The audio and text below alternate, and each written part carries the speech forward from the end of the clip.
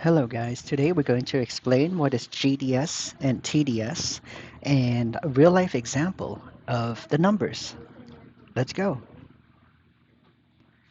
So to start off, let's explain what is GDS and TDS. GDS is the percentage of your annual income that is used to cover your housing costs. Okay, so let's look at this here. This is the calculation. PITH, principal plus interest plus taxes plus heating. And that would be the freehold calculation divided by monthly income. But for condos, you need to add half of the condo fees, okay? So as you can imagine, the lower the percent means you have a higher income or lower housing costs. And a very high GDS percentage means that a larger percentage of your income is going towards your housing costs. So lenders generally like to see a lower percentage. And basically, the only difference between GDS and TDS is that TDS includes other debts. So if you have no other debts, then your GDS and TDS will be the same. And basically, other debts include obligations only. So, for example, student loans, car payments. So if you stop making them, you'll be in trouble, basically, those kind of debts. Or maybe um, child care payments if you're divorced, because you legally have to pay those things, right?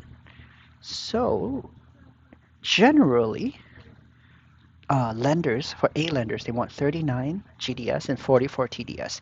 TDS will always be higher than GDS because TDS adds one more number to the numerator, so that makes a higher percentage overall. GDS will always be less than or equal to TDS.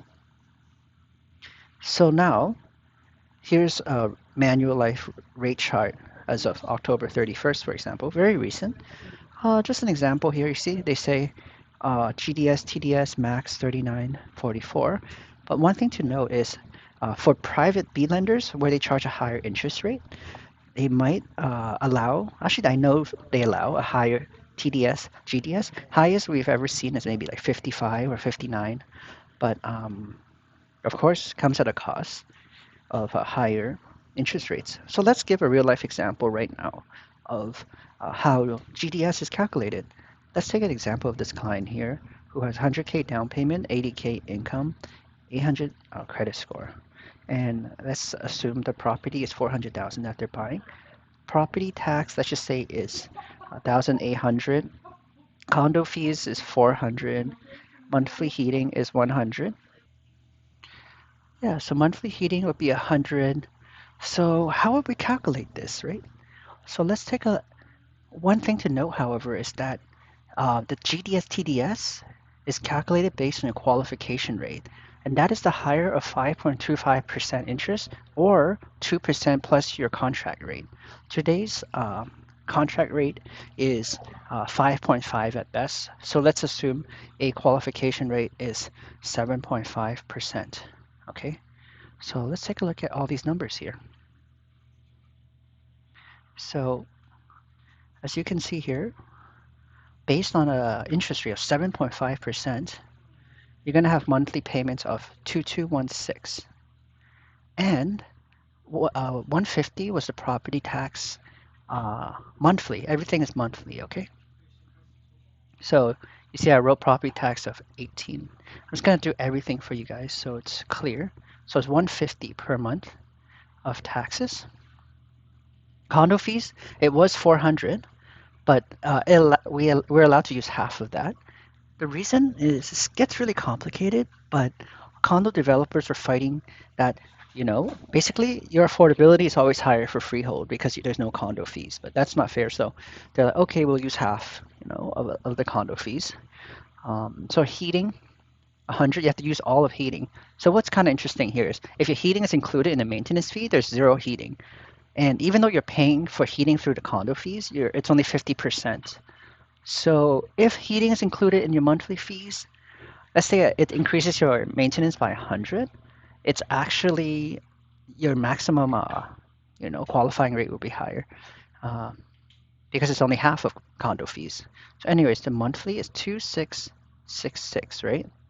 And now to calculate, let me just recap again. The income is $80,000, okay? So let's take this number,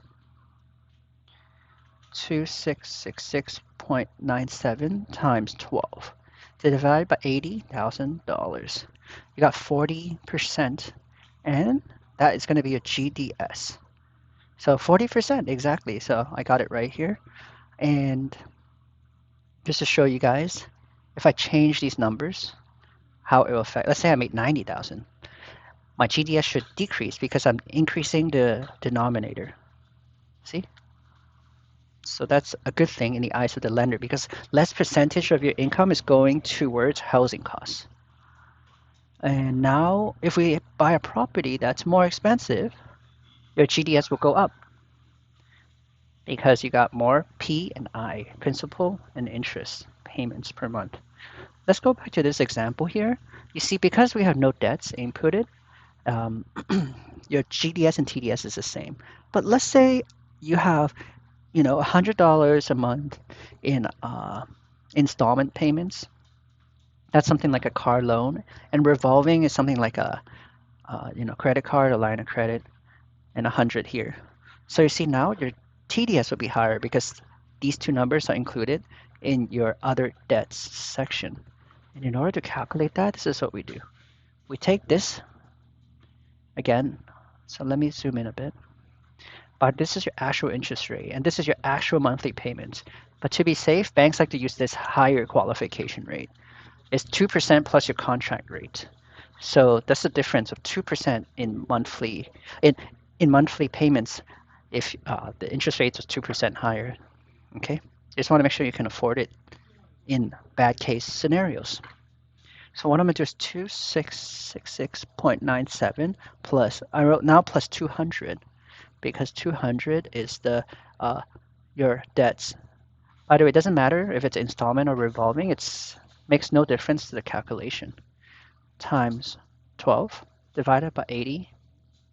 There we go, 43%. See, exactly. So that's how GDS TDS is calculated.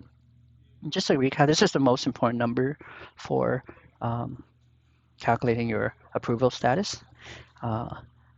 And basically increasing your income helps the ratios.